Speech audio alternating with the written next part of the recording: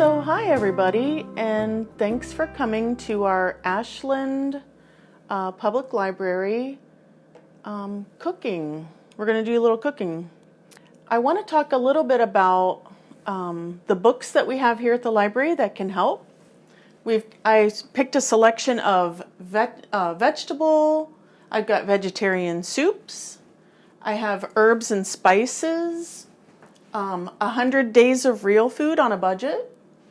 We have a variety of gluten-free, vegetarian, vegan, Whole30, keto, and Trim Healthy Mama.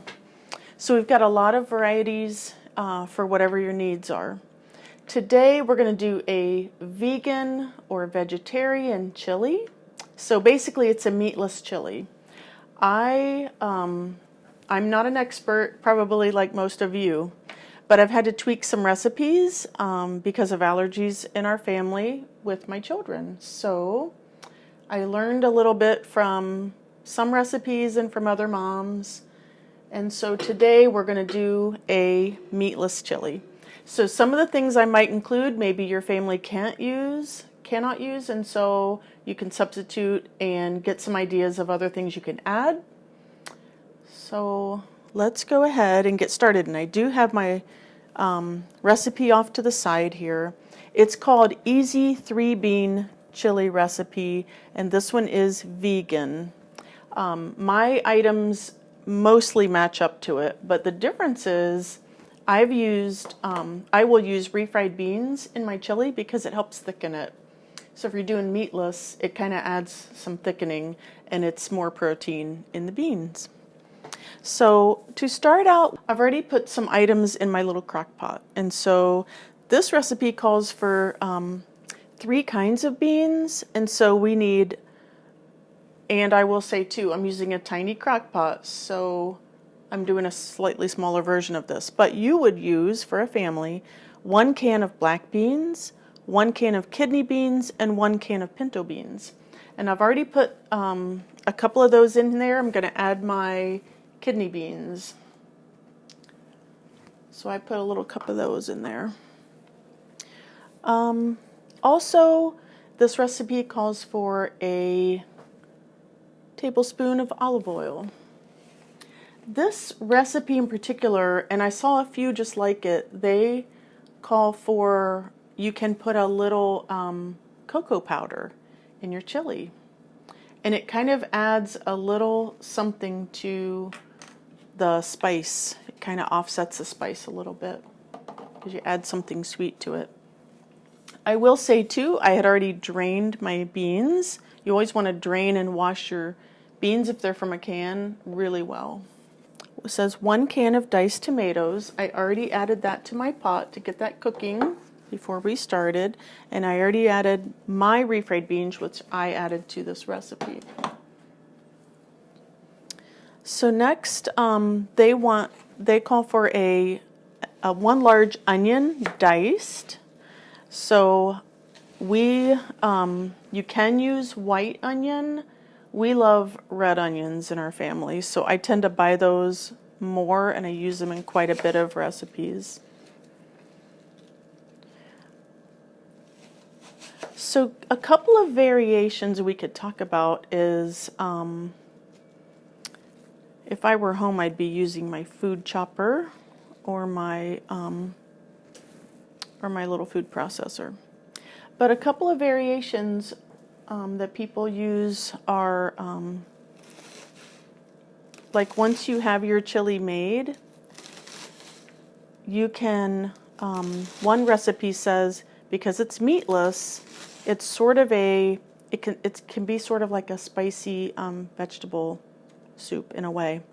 And they recommend, or you can try, putting your finished chili over a baked sweet potato. I will say that's not anything I've tried yet, but I want to now. I do like sweet potatoes and I love chili. So those 2 combos would work really well, I think. Also, I have a friend who puts white potatoes in small, diced, cubed, small white potatoes in her chili.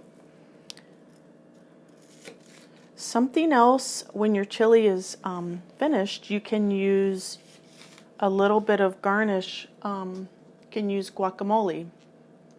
So once your chili's done, eat a little guacamole on the side or on the top. You can, of course, put shredded cheese and sour cream on your chili as a garnish. And then if you have dairy allergies, you can use vegan cheese, and you can make or buy your vegan sour creams or yogurts, plain yogurt, Greek yogurt. So I chop these somewhat. Let's see what is next after my onion. Garlic. So you can use 3 cloves of garlic, minced, or you can use 1½ teaspoons of garlic powder. I did bring out my garlic powder and onion powder. If you're in a pinch and you do not have the vegetables, you can use that. Our family likes garlic, so I put quite a bit in there.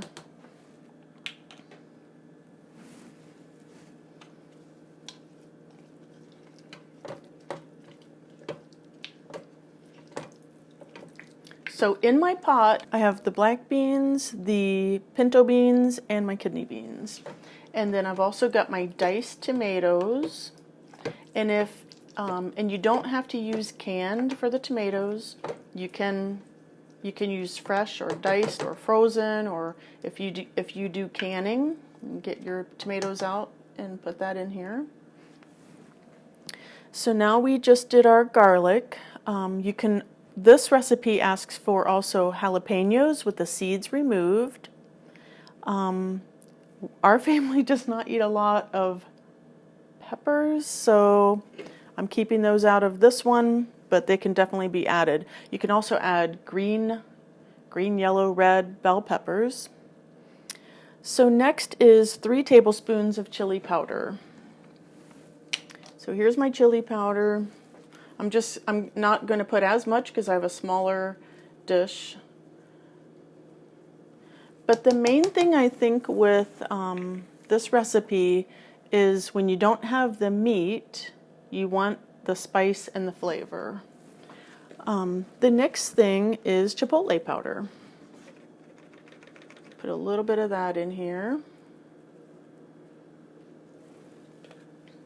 I also have red pepper flakes. If you like things really hot, you can also put red pepper. You can put your cayenne pepper. You can put black pepper.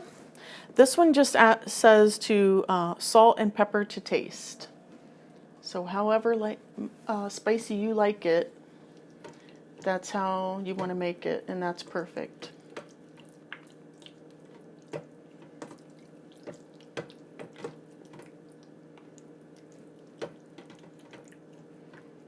It's nice and thick, it's looking good, smelling good. Something you can use also in your chili is crushed tomatoes, and you can also begin with tomato juice. Your choice of brand. You can read labels, and if you have to avoid something, you can buy the type that your family needs. Okay, let's see.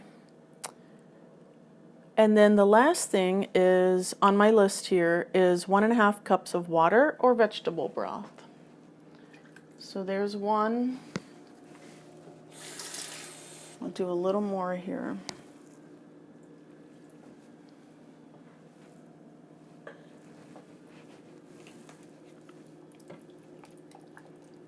Maybe I'll have some chili for lunch today.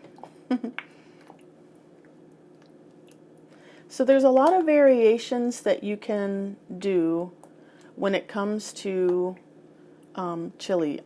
In the fall and winter, I tend to make this once every week or 2.